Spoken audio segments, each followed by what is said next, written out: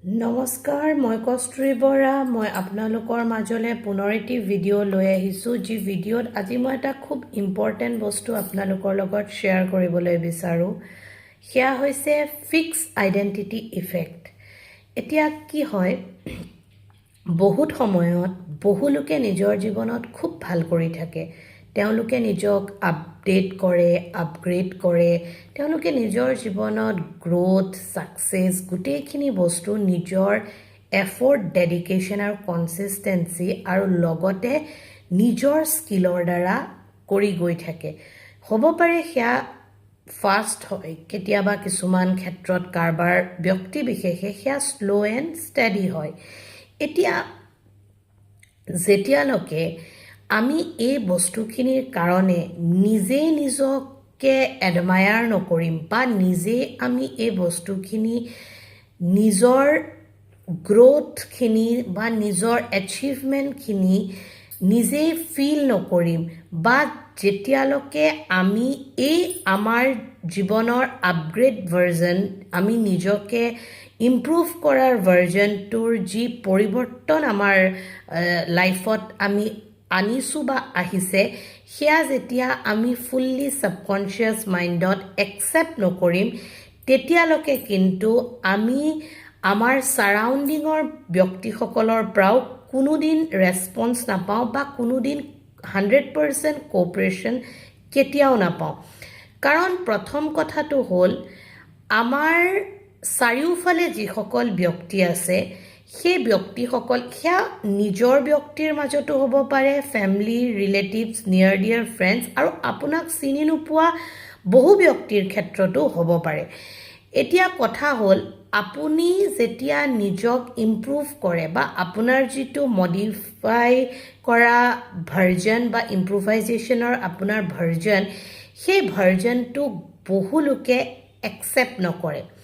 কাৰণ তেওঁলোকে আপোনাৰ লাইফত আপুনি যি পাষ্টত আছিল বা যেনেধৰণৰ আপুনি লাইফৰ পৰা নিজক চেঞ্জ কৰি আজিৰ সময়লৈ আনিছে, সেই জাৰ্ণিটো তেওঁলোকে বুজিব নিবিচাৰে আৰু লগতে সেই জাৰ্ণিটো তেওঁলোকে ফুল্লি ডিনাইল কৰে। কাৰণ তেওঁলোকৰ ছাবকনচিয়াছ মাইণ্ডত আপোনাৰ পুৰণা ভাৰ্জনটো তেওঁলোকে ফিক্স কৰে, যাক ফিক্স আইডেণ্টিটি ইফেক্ট বুলি কোৱা হয়। আৰু সেই ফিক্স ভাৰ্জনটোক তেওঁলোকে কেতিয়াও আপগ্ৰেড নকৰে বা আপডেটেড নকৰে।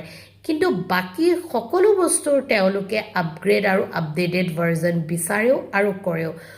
সেইকাৰণে আমি ওচৰৰ পাজৰৰ ব্যক্তিসকলে আমাক কি ধৰণে এজাম কৰিছে বা তেওঁলোকে আমাক কি ধৰণে ন'টিছ কৰিছে বা অবজাৰ্ভ কৰিছে, সেয়া আমি কনচিয়াছলি বা মাইণ্ডফুল হৈ সেই বস্তুখিনিৰ কাৰণে আমি প্ৰিপেয়াৰ হৈ থকা বা এৱেকেনিং হৈ থকাটো খুব ভাল, বা সেইটোৱে আমাক নিজৰ লাইফষ্টাইল আৰু লগতে আমাৰ ব্ৰেইনত পৰা নিগেটিভ ইফেক্টৰ পৰা আমাক পজিটিভ ইফেক্টলৈ কনভাৰ্ট হওঁতে সহায় কৰে। কিন্তু তাৰ লগতে ইম্পৰ্টেণ্ট কথা হ'ল, আমি নিজৰ মাজৰ যি আমাৰ আপগ্ৰেডেড ভাৰ্জন, সেই ভাৰ্জনটোক আমি প্ৰথম নিজেই এডমায়াৰ কৰিব লাগিব আৰু আমি আমাৰ পুৰণা পাষ্টৰ ভাৰ্জনটোৰ লগত আমাৰ নিউ ভাৰ্জনটোক আমি কেতিয়াও কম্পেয়াৰ কৰিব নালাগিব। আৰু লগতে সেই আপগ্ৰেডেড ভাৰ্জনটোক আমি নিজেই প্ৰত্যেক সময়তে চাব লাগিব যে এই ভাৰ্জনটো আমি নিজৰ মাজত আনিব পাৰিছোঁনে, বা আমাৰ গ্ৰ'থ বা আমাৰ এচিভমেণ্টছ, আমাৰ কৰিবলগীয়াখিনিত আমি মডিফিকেশ্যন আনিব পাৰিছোঁনে নাই। যদিহে আমি সেয়া নকৰোঁ, তেন্তে আমাৰ লাগিলে প্ৰেক্টিকেলি বাস্তৱিকতে যিমানেই আমাৰ আপগ্ৰেডেড ভাৰ্জন নহওক, আমাৰ ভাল নহওক বা আমাৰ এচিভমেণ্ট, গ্ৰ'থছ বা ছাকচেছ নহওক, সেইখিনি কিন্তু আমি এচুৰেঞ্চ বা তাৰ কাৰণে আমাৰ যিখিনি পজিটিভিটি, সেইখিনি আমি কেতিয়াও ছাৰাউণ্ডিঙৰ পৰা নেপাওঁ আৰু ছাৰাউণ্ডিঙৰ পৰা আমি পোৱাও আশা কৰিব নোৱাৰোঁ। সদায় আমাৰ ফিক্স আইডেণ্টিটি ইফেক্টৰ ক্ৰাইচিছ আমি নিজৰ মাজত হ'ব দিব নালাগিব। আৰু লগতে সেই ফিক্স আইডেণ্টিটি ক্ৰাইচিছ কেনেবাকৈ আমাৰ মাজত আহিছে নেকি, তাৰ সদায় অবজাৰভেশ্যন আৰু মডিফিকেশ্যন ভাৰ্জনটোৰ ইম্প্ৰোভাইজেশ্যনৰ কাৰণে আমি নিজেই ছেল্ফ প্ৰিপেয়াৰ আৰু মেণ্টেলি ষ্ট্ৰং আৰু কনচিষ্টেঞ্চি আৰু ফুল ইফেক্ট এফৰ্ট আমি নিজৰ ফালৰ পৰা দিব লাগিব। Thank you so' very much giving your valuable time to watch my video'.